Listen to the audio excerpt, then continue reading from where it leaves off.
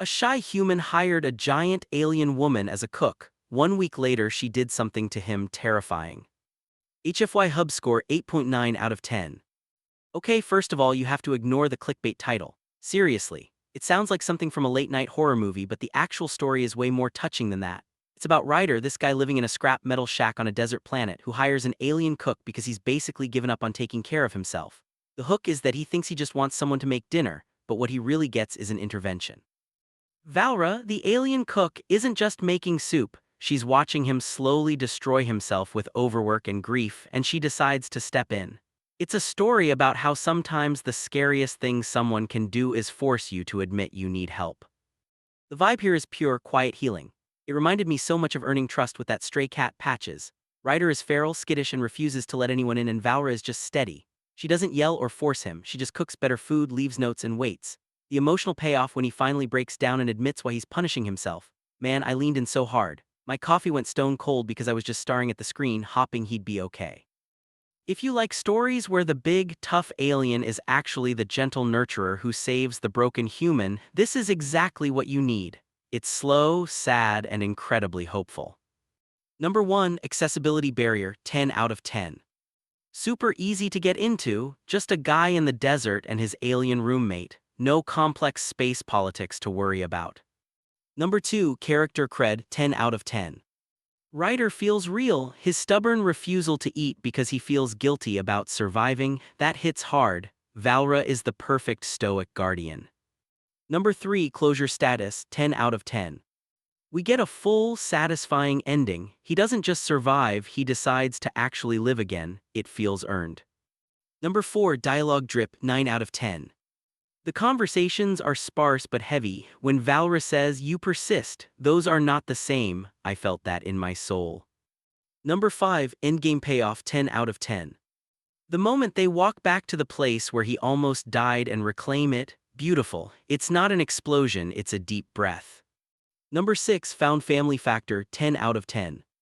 They go from employer out of employee to partners in survival. It's the definition of finding your person in a harsh world. Number 7, HFY Video Length, 1530 min. Perfect length, it takes its time building the atmosphere without dragging. You feel the slow passage of days. Number 8, Logic Coagulation, 9 out of 10.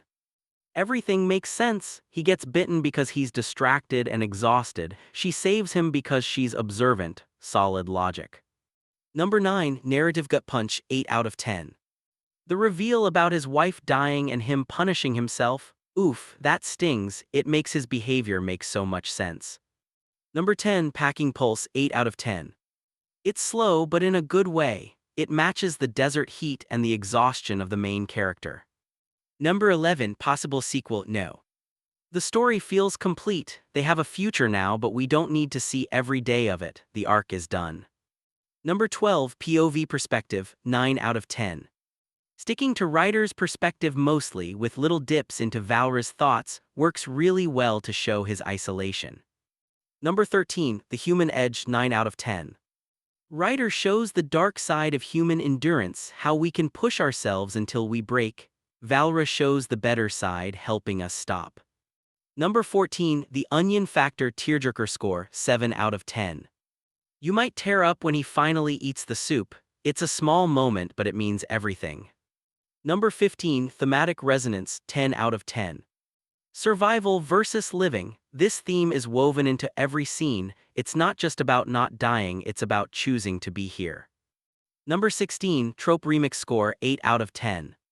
The alien servant trope gets flipped. She's technically the employee, but she takes charge because she sees what he needs.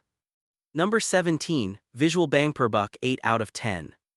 The descriptions of the desert, the scrap metal, and Valra's blue skin against the sand are really vivid, very atmospheric. Number 18, Wholesomeness Out of Cozy rating, 9 out of 10. Despite the grim setting, the caretaking is incredibly cozy. It's like a warm bowl of soup in a cold room. Number 19, World Building Vibe Check, 9 out of 10. The scrap world feels tangible. The heat, the dust, the rusted metal, you can practically smell the oil and ozone. Number 20, Xenobiology Integration, 7 out of 10. Valra's size and strength are key, but her alien nature is mostly about her perspective on survival. It fits well. HFY Hub score 8.9 out of 10. Hope to see you at the next HFY Hub review.